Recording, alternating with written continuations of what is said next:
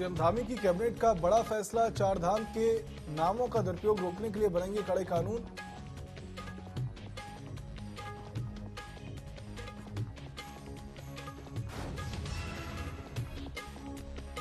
उत्तराखंड विधानसभा अध्यक्ष रितु खंडूरी पहुंची हल्द्वानी, हरेले कार्यक्रम में किया प्रतिभाग, ज्यादा से ज्यादा पेड़ लगाने के लिए की गई अपील।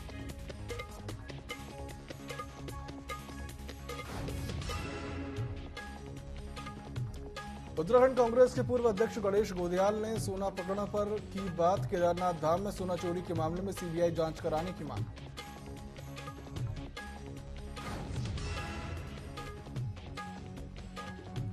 हल्द्वानी में सम्मान समारोह का हुआ आयोजन, लोकसभा चुनाव और कैंची धाम मेले के सफल आयोजन के लिए पुलिसकर्मी हुए सम्मानित।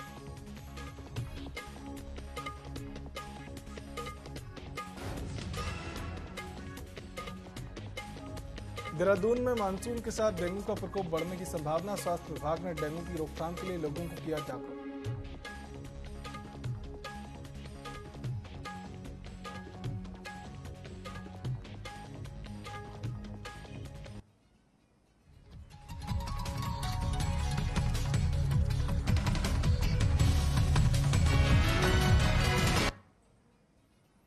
नमस्कार, स्वागत है आप सभी का न्यूज अपडेट में। मैं हूं आपके साथ सिद्धांत त्रिपाठी।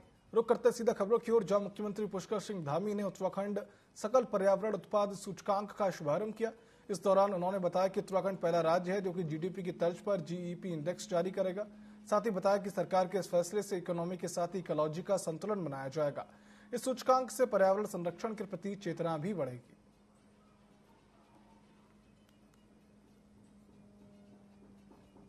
देखिए, चूंकि एक आज शुरुआत हुई है और बहुत सारे आज वन विभाग के पर्यावरण के क्षेत्र में काम करने वाले, अनेक क्षेत्रों में काम करने वाले बहुत सारे बुद्धिजीवी लोग भी आज वहां पर उपस्थित थे और सबके सुझाव आए। क्योंकि एक शुरुआत हुई है, एक अच्छी शुरुआत है, इस शुरुआत को हम लोग मेंटेन करेंगे, आगे बढ़ाएंगे।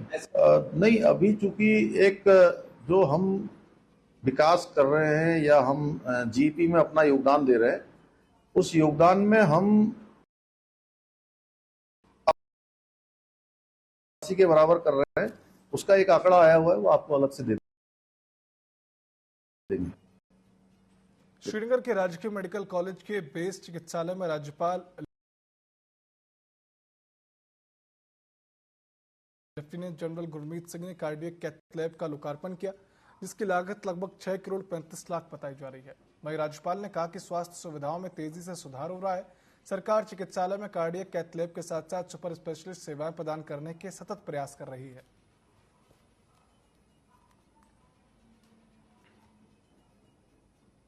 जो उत्तराखंड की आत्मा है वो हमारे अगले वाले जो 9 पहाड़ी डिस्ट्रिक्ट है वहां बसती है। उनका हेल्थ केयर सदा ही लीडरशिप के दिमाग में रहता है और इससे जो हमारे पेशेंट को सुविधा मिलेगी। और हमने सदा बिलीव किया है कि किस प्रकार से प्लैटिनम टाइम यानी कि पहले 15 मिनट, गोल्डन आवर पहला 1 आवर, और जितने भी हमारे श्रद्धालु हैं, इस जगह के रहने वाले लोग हैं, उनको किस प्रकार से डायग्नोस्टिक बेस और मेडिकल केयर दिया जाए। ये अपने आप में एक ऐसा पॉइंट है कि जिससे कि हर एक उत्तराखंडी के दिल के अंदर में एक कॉन्फिडेंस और एक इंस्पिरेशन आएगा और हमको इन चुनौतियों से लड़ने की एक मदद मिलेगी। दिल्ली में केदारनाथ धाम के नाम से मंदिर बनाने को लेकर उठे विवाद के बीच धामी कैबिनेट ने चार धाम के नाम का दुरुपयोग रोकने के लिए कड़ा कानून बनाने का फैसला किया। भाजपा प्रदेश अध्यक्ष महेंद्र भट्ट का कहना है कि देवभूमि के देवतुल्य स्वरूप को बनाए गए रखने के लिए सीएम धामी के योगदान को जनता हमेशा याद रखेगी। उन्होंने धामी मंदिर या धाम बनाएगा तो सरकार कड़ी कानूनी कार्रवाई करेगी।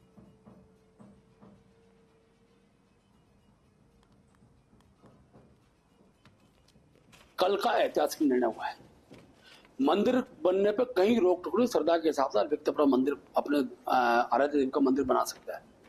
लेकिन क्योंकि उत्तराखंड के 4 धाम, बद्रीनाथ धाम, केदारनाथ धाम, गंगोत्री धाम, यमुनोत्री धाम, इस धाम के नाम पर धाम जोड़ते हुए मंदिर के नाम पर जो कल कैबिनेट ने निर्णय लिया है कि इस प्रकार की अनुमति किसी को नहीं दी जाएगी, मैं इस निर्णय का स्वागत करता हूं। मुझे पूरा विश्वास है कि उत्तराखंड के अंदर जितना पंडा समाज है, पुरोहित समाज है, संत समाज है, ये इससे बहुत संतुष्ट है।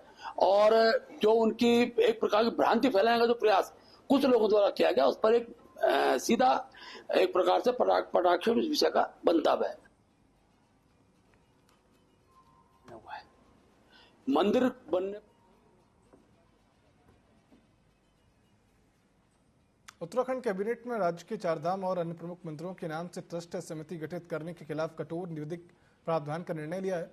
इसे लेकर गतिविधियों से जन सामान्य में असमंजस की स्थिति उत्पन्न होने और स्थानीय परंपराओं और धार्मिक मान्यताओं को भी ठेस पहुंचने की बात कही गई है। वहीं कांग्रेस प्रदेश अध्यक्ष करण महारा ने इस पर सरकार को घेरे में लेते हुए कहा कि इसके लिए सरकार से परमिशन जरूरी है। साथ ही कई कटाक्ष भी उन्होंने की।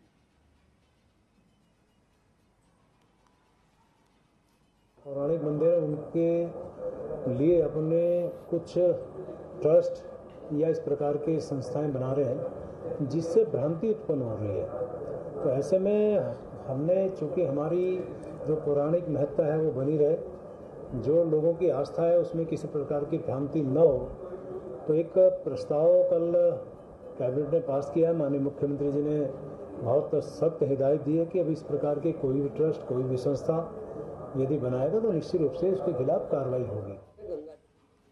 गंगा जी की तट से हर जी की पैड़ी पे माँ को प्रणाम करके गंगा जली लेके शिवलिंग तक जाऊंगा, केदार बाबा के यहाँ जलाभिषेक करूंगा और फिर उसके बाद वहाँ के अधिष्ठा जो है उस केदार भूमि के, जो वहाँ के क्षेत्रपाल हैं, भैरव बाबा के यहाँ जाके न्याय की गुहार करूंगा।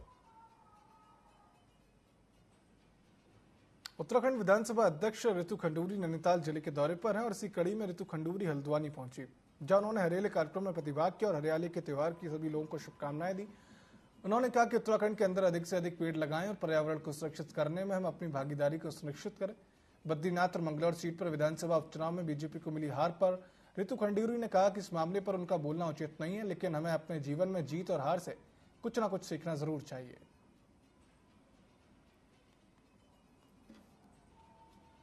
सब प्रबुद्ध लोग हैं। एज ए स्पीकर मुझे किसी चीज पर, ऐसी चीज पे कमेंट करना अच्छा नहीं लगता है, लेकिन देखिए जीवन में हार और जीत लगी रहती है और हर हार से कुछ ना कुछ सीखना चाहिए और हर जीत से कुछ ना कुछ सीखना चाहिए। तो सीखने का तो समय हमेशा रहता है। तो आई एम श्योर हम सब हार हो चाहे जीत हो उससे सीखते ही हैं और सीखेंगे। सब प्रबुद्ध लोग हैं। देहरादून में फेरी ठेली वालों को जल्द पहचान पत्र प्रदान दिए जाएंगे, जिसमें सीएम धामी के निर्देश पर शहरी विकास निदेशालय ने सभी नए नगर आयुक्त और अधिकारियों को पत्र जारी कर ठेले और फेरी वालों को पहचान पत्र जारी करने का आदेश दिया है। साथ ही पहचान पत्र ठेले पर प्रदर्शित करने के निर्देश दिए हैं। भाजपा प्रदेश प्रवक्ता हनी पाठक ने सीएम धामी के इस फैसले की सराहना की है।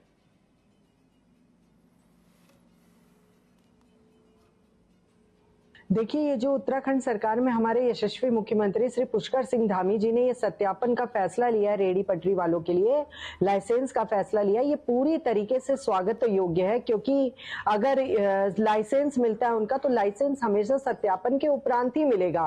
तो सत्यापित करने के बाद काफी चीजों में रोक लगेगी। और जो फलों सब्जी की रेहड़ी वाले हैं, वो जो ऑर्गेनिक पदार्थ को दूषित करके भी बेचते हैं, जिनकी ये मंशा होती है, उसमें रंग वगैरह चढ़ा के भेजते हैं, उसमें भी कमी आएगी। क्योंकि सत्यापन से ये पता लगेगा कि कौन सा व्यक्ति किस आधार का है। तो ये सारी चीजों में भी रोक आएगी और सत्यापन होने से काफी ज्यादा अच्छा उत्तराखंड में नतीजा देखने को मिलेगा। देखिए, ये जो उत्तराखंड कांग्रेस के पूर्व अध्यक्ष गणेश गोदियाल ने केदारनाथ धाम में सोना चोरी प्रकरण करने की सीबीआई जांच कराने की मांग की है। गणेश गोदियाल ने बड़े स्तर पर हुए भ्रष्टाचार की बात निष्पक्ष होकर जांच करने की बात कही है।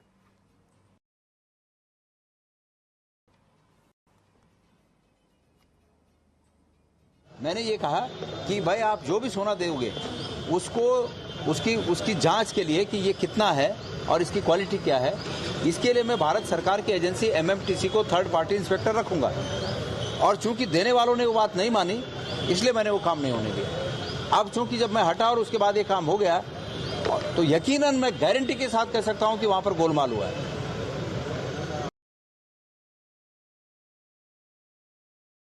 अगर उसकी जांच हो जाए और निष्पक्ष जांच हो जाए तो निश्चित रूप में गोलमाल हुआ है। मैं तो यकीन के साथ इस बात को कह सकता हूं कि 230 किलो तो छोड़िए, लेकिन ये जो 23 किलो बोल रहे हैं, वो 23 किलो भी सोना वहां पर नहीं लगा है। स्थिति ये है। तो इसलिए इसकी सीबीआई जांच होनी चाहिए।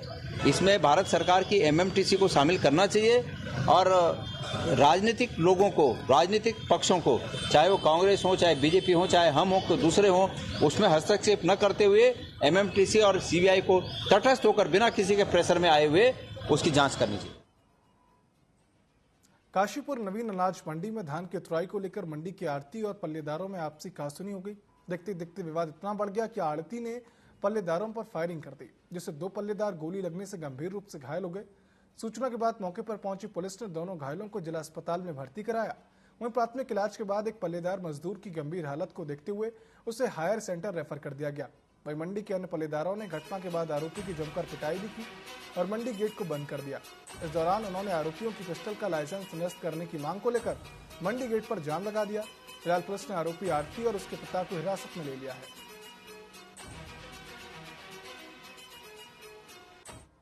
धान की खरीद का काम चल रहा है। मंडी में एक आरती है जिनका नाम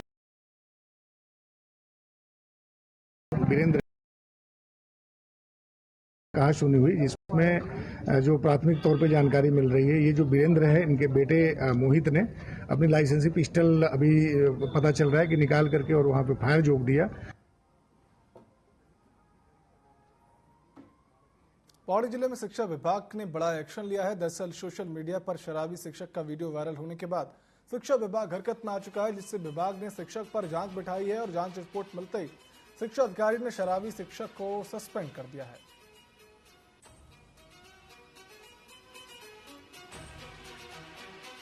तो बहुत ही गंभीर स्थिति की बात है कि हमारे जो अध्यापक हैं इस प्रकार का आचरण करते हैं जो अध्यापक को नहीं करना चाहिए। तो इसके लिए माननीय मंत्री जी ने जो है परसों भी बात करी थी और मैंने भी उनको बताया और मंत्री जी ने भी कहा कि भाई ऐसे टीचर तो रखना नहीं है। तो मैंने जो है खंड शिक्षा अधिकारी से 3 दिन के अंदर आख्या प्राप्त करने के लिए उसको पत्र लिखा था। तो कल शाम हमारे को आख्या प्राप्त हो गई है और उसके आधार वन क्षेत्र में लकड़ी की अवैध कटाई के खिलाफ सामाजिक संगठनों ने मोर्चा खोला है। वन पंचायत संघर्ष मोर्चा, समाजवादी लोक मंच और किसान संघर्ष समिति ने संयुक्त रूप से अधिकारियों और कर्मचारियों की संलिप्तता की उच्च स्तरीय जांच की मांग की है। इसके साथ ही वन गुज्जर समुदाय और वन आश्रित समाज पर हो रहे अत्याचार को रोकने की गुहार भी उन्होंने लगाई। उन्होंने पिछले दिनों कीमती लकड़ियों की बड़ी खेप का जिक्र करते हुए कहा कि शीशम खैर रोनी से भरी ट्रॉली को जब्त कर वन विभाग को सौंप दिया गया था, लेकिन विभाग ने आरोपी पर कार्रवाई के बजाय शिकायतकर्ता को ही मोटरसाइकिल जब्त कर ली। साथ ही उन्हें फर्जी मुकदमे में फंसाने की धमकी भी दी गई है। अब सामाजिक संगठनों ने दोषियों के खिलाफ कार्रवाई की मांग को लेकर अब मोर्चा खोला है।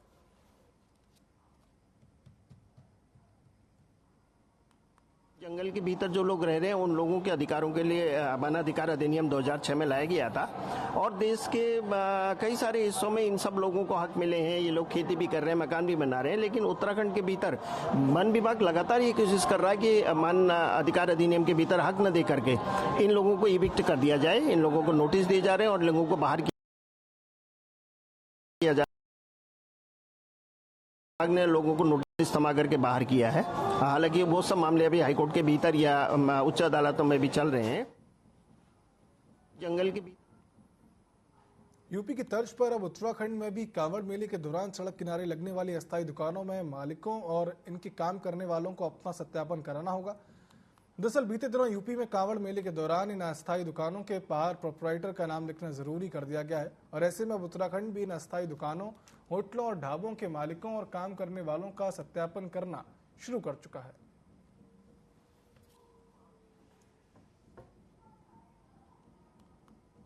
जिन्होंने अपने छोटे छोटे ढाबे बना रखे हैं, अगर उन लोगों ने अपना नाम प्रदर्शित नहीं कर रखा, टेलीफोन नंबर प्रदर्शित नहीं कर रखा है और ऐसे लोगों का एक तो हम सत्यापन हम लोग कराते हैं, दूसरी चीज फिर ये सारी व्यवस्थाएं जो लोगों को दिखे, जो भी श्रद्धालु हमारे आ रहे हैं उनको पता चले कि किसके वहाँ पे खाना खा रहे हैं। लगातार कांवड़ के टाइम में कई बार जो ऐसी शॉप्स हैं उसको लेते हुए लगातार कई बार विवाद की स्थिति हो जाती है, क्योंकि उसमें प्रोपराइटर्स का नाम नहीं लिखा होता है और कई बार कांवड़ यात्री इस बात को लेकर आपत्ति भी करते हैं। तो इस संबंध में हरिद्वार पुलिस जितने भी कांवड़ पटरी या कांवड़ के जो हाईवे है इसके निकट जितनी भी शॉप्स हैं, रेस्टोरेंट हैं, होटल ढाबे हैं और जो रेडी ठेली वाले हैं उनका सबका सत्यापन करके जो उनके प्रोपराइटर्स के नाम हैं उसको उसमें इंगित करने के लिए हम लोग जोर दे रहे हैं। साथ में जो उनके QR कोड्स हैं उसको भी उसमें इंगित करने की जरूरत है।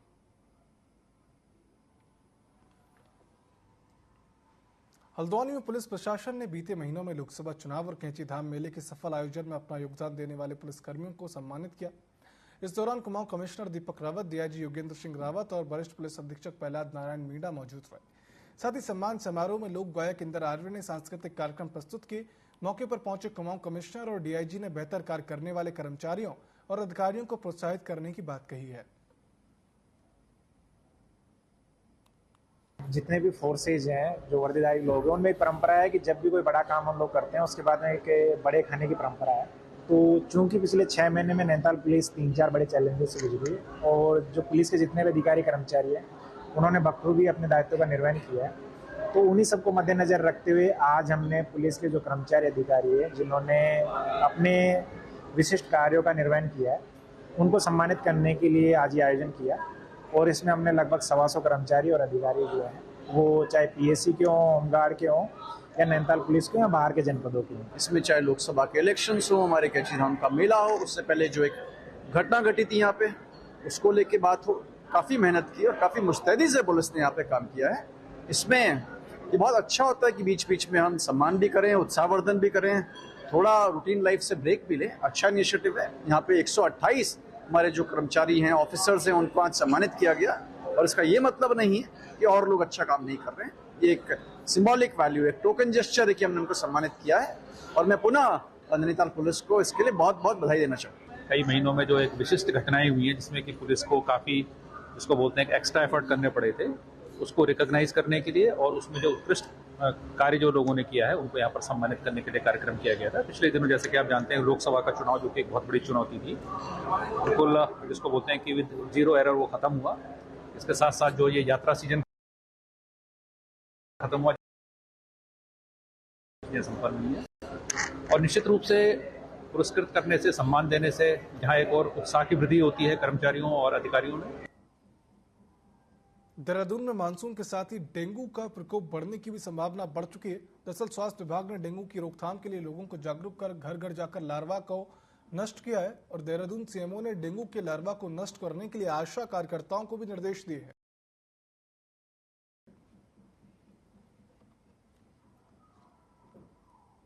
जैसे कि आपको मालूम है कि पिछले 15-20 दिन से देहरादून में काफी बारिश हो रही है, जगह जगह जल भराव भी हो रहा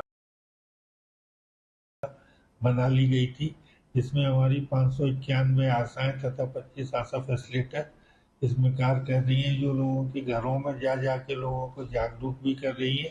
तो जहाँ कहीं भी लार्वा मिल रहा है उसको लार्वा को नष्ट किया जा रहा है। तो नगर निगम के सहयोग से लार्विसाइडल एक्टिविटी तथा फॉगिंग एक्टिविटी कराई जा रही है। जिलाधिकारी महोदया की अध्यक्षता में भी हमारी ये 3 बैठक इसमें हो चुकी हैं। उनके द्वारा भी सभी विभागों को इसमें निर्देश दिए गए हैं कि जहाँ जहाँ भी पानी इकट्ठा हो रहा है तो उन संबंधित विभाग उसमें कार्रवाई करते हुए पानी को इकट्ठा न होने की कार्रवाई करेंगे। उत्तराखंड के चमोली जनपद में स्थित फूलों की घाटी विभिन्न प्रजाति के हिमालयी फूल खिल गए हैं, जहां घाटी में 6,247 भारतीय और 62 विदेशी पर्यटकों ने घाटी के दीदार किए। नंदा देवी राष्ट्रीय उद्यान के DFO ने कहा कि इस वर्ष पर्यटकों की आमद को देखते हुए बीते वर्षों से अधिक संख्या में पर्यटकों के घाटी में पहुंचने की उम्मीद है।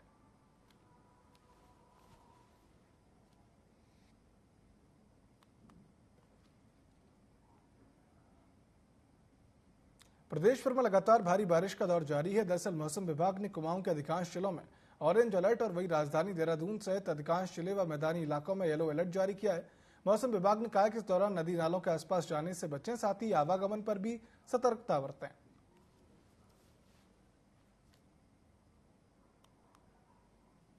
येलो वार्निंग रखी है उनके लिए, लेकिन जो ऑरेंज है उसमें ये 3 डिस्ट्रिक्ट को रखा गया कलर पर्सन के लिए। उसके बाद आगे देखेंगे तो थोड़ा इंटेंसिटी वाइज तो रेन कम होगी, लेकिन जो डिस्ट्रीब्यूशन है वो तो ठीक ठाक ही रहेगा, वो कम नहीं होगा। आप ये कह सकते हैं कि ज़्यादातर जगहों में, अनेक जगहों में जो हमारे 22 के आगे भी देखें, 22, 23, 24 है, 25 है, तो उसमें भी जो बारिश की एक्टिविटी पूरे प्रदेश में मिलती रहेगी हल्की से मध्यम। और ठीक है, एक आध जगहों में हैवी रेन से देहरादून है या बागेश्वर है, नैनीताल है, इनमें संभावना की उम्मीद है। येलो वार्निंग रखी। नैनीताल के कुमाऊं मंडल में सहायक अध्यापक के शिक्षकों की स्थानांतरण प्रक्रिया शुरू हो चुकी है, जिसके तहत करीब 3000 शिक्षकों के तबादले होंगे और काउंसलिंग के बाद शिक्षकों को विद्यालय आवंटित किए जाएंगे। इस दौरान अनिवार्य अनुरोध के आधार पर पति पत्नी और गंभीर बीमारी से ग्रसित शिक्षकों की तैनाती में फेरबदल किया जाएगा। बता दें कि 24 अध्यापकों को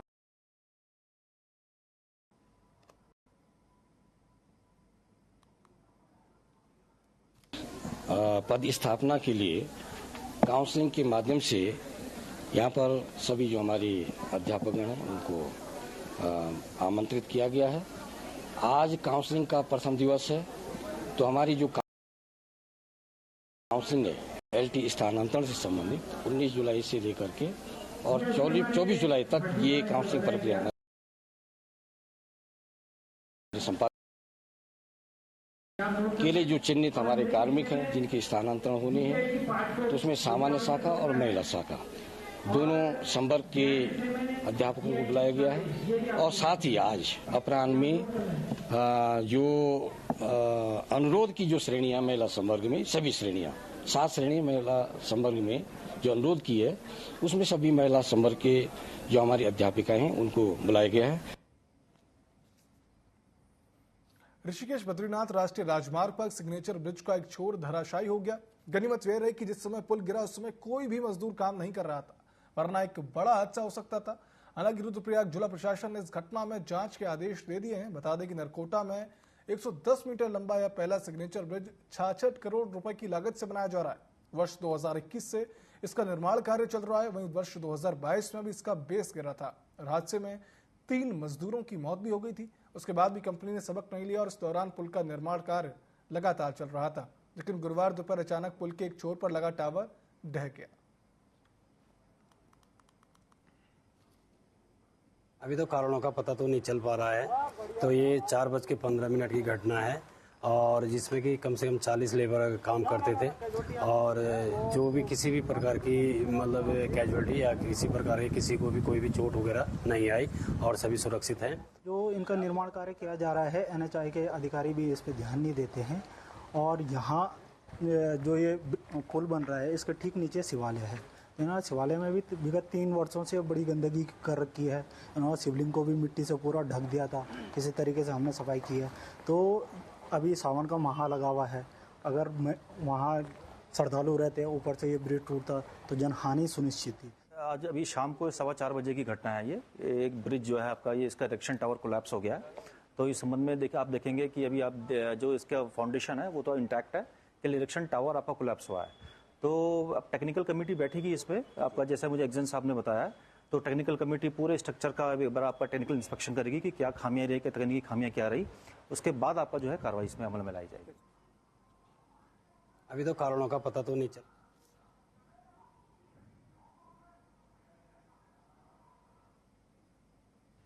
न्यूज अपडेट में फिलहाल इतना ही। अब देखते रहिए TV24। नमस्कार।